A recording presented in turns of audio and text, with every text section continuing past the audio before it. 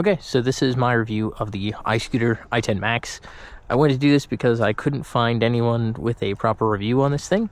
But I bought it because it claimed almost 50 miles of range, the ability to go 28 miles an hour for a price point of about $520 on their website at the time that I purchased it.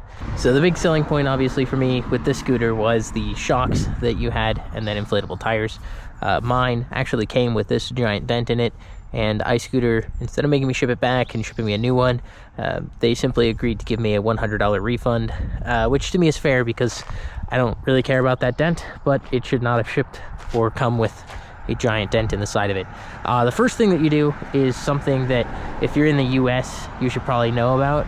I turned it on. You press the brake levers, and then you just press this 5 times. You just go 1, 2, 3, 4, 5, and it'll beep and it'll unlock it.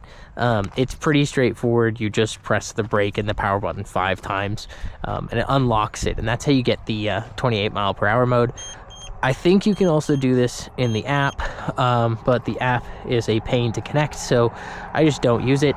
I've got the scooter in sport mode. We are fully charged, and without further ado, let's go through the controls and then hop on it for a ride. So right here you have your throttle, you got an electronic rear brake, and then obviously your drum brake for the front, not disc brake for the front, which on a scooter that goes this fast is not necessarily ideal, although I haven't had any issues with it stopping. So you've got a set of turn signals that beep when you activate them, and they only blink on the side handles here. So that's that side and that's that side, and you have to push them to turn them off. And then mine came with this neato little bag in the front. To turn on your lights, you just press this once and the lights are on. You have your standard brake light that, as you can see, gets a little bit brighter when you press the brake, and we'll just take it for a spin real fast. So I got this because I just wanted something that had a little more range than the Segways that I had, and also had some shocks built into it with the ability to go off-road. For the price point of $520, I could not pass it up. Now we are just cruising along here at 22 miles an hour. I'm gonna go ahead and turn off my headlight because I don't need it. And then when we get to this kind of flat spot, I'm just gonna open it up all the way, and we'll see how fast we can get her up to.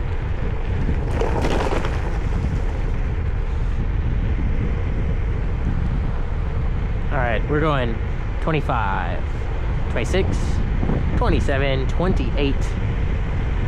All right, we are maxed out at 28 miles an hour for a sub $600 scooter. That's pretty dang impressive. The handling on it is very good. I don't feel unstable even at this speed. There is no locking lug, so I'm not locking it back. I don't know how good the audio is gonna be because obviously I am blowing in the wind here. All right, so we are just pulling into this small little area here because it seems like a pretty safe spot to film in, and we'll park it and give you guys a few of my thoughts. All right, so the e-brake on this works extremely well.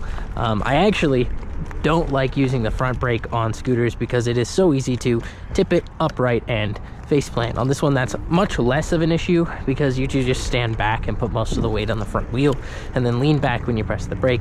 But the electronic rear brake does seem to work the best, so that's what I end up using. Going up a nice steep hill here, it can in fact just accelerate while going uphill, not an issue. So that is the biggest part that I was worried about. The top speed being 28 miles an hour no doubt helps with that. And then the range. I mean, to talk about the range, I'm coming from a Segway G2 Max, or whatever the Segway old non-shock model is, with a claimed 40-mile range, and the claimed 40-mile range on the Segway was a little bit of a lie. As everyone knows, they like to embellish things, so does every other company, including these guys. However, their claimed 50-mile range, at the very least, is in fact significantly longer range than the Segway. Going over a bump here, not an issue at all, as long as you bend your knees and you prep for it. But yeah, here's another speed bump, no problem going over that. The suspension's nice, it's very soft and cushiony. The bounce is good. It has a lot of travel. And yeah, I really do like this scooter. The other thing it has is this bell here, which actually does work really well. It's built into the front handbrake. So we're gonna go a little bit off-roading here. No issues at all. It feels very comfortable to ride. It feels good and smooth. And we're gonna take it right back.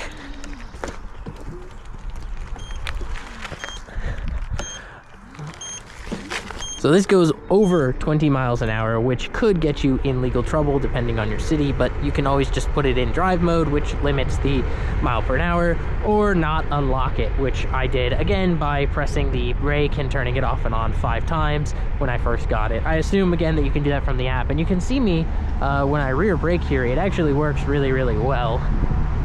And we're chilling. So one of the cool parts I like about this, and the reason I got the one that goes so fast, is the speed limits around here are 25 to 30 miles an hour. So going 28 on this road where it's a 30-mile-an-hour zone doesn't really inconvenience any drivers who need to go around me. They're going to be able to catch up. They're going to be able to pass me, no problem. But more importantly, on the roads that are 25, I'm actually able to just go the speed of traffic. So we are hauling right now at 28, and it has, again, no problem reaching that speed. So we're gonna go over here, up a little bit of a steep hill, take it down that hill, and then see again how it does on acceleration. All right, so cruising on this downhill here, just a small, ever so slight downhill, trying to max it out, and it looks like it truly does top out at 28 miles an hour. I think there's a limiter at 28, even though I've unlocked, air quotes, unlocked it, because while going 28, it's downhill, it still locks at 28. Flat hill, or flat area, still goes 28 miles an hour. And now we're starting to go to a slight uphill. Does it struggle going uphill? Not really. You can see here I'm gonna drop probably down to about 15 as I make it up this hill.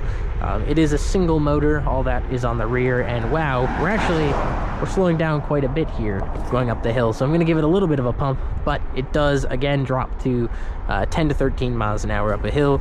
Not the fastest, not a hill climber by any stretch, but again, that's just how single motor kind of low wattage things go. Going on the brake here and letting people know that I'm turning with my very convenient turn signal. We're gonna go here, and on this road the speed limit is 25, so I can actually just go the speed limit on it. No problem going the speed limit and maintaining that on this road. It handles great. I've inflated the tires to 40 psi to get maximum range out of this. I also recommend doing this. I put like slime in all the tires, so the slime kind of prevents you from getting flats. These are not tubeless tires. They have tubes inside of them, so put those in. So we're gonna stop here, use the brakes, and turn around. Like I said, that e-brake is nice, but it's not a stopping e-brake by any stretch of the imagination. You still need the front one to actually stop. So there is no cars coming, and here we go, accelerating up. This is on a slight uphill, and we're rounding out right now, so it'll probably get up to that 28, no problem. It does not seem to struggle at all to keep going 28. It's obviously not the quickest to get there, but for $520, I didn't expect that much, and I'm pretty happy with it.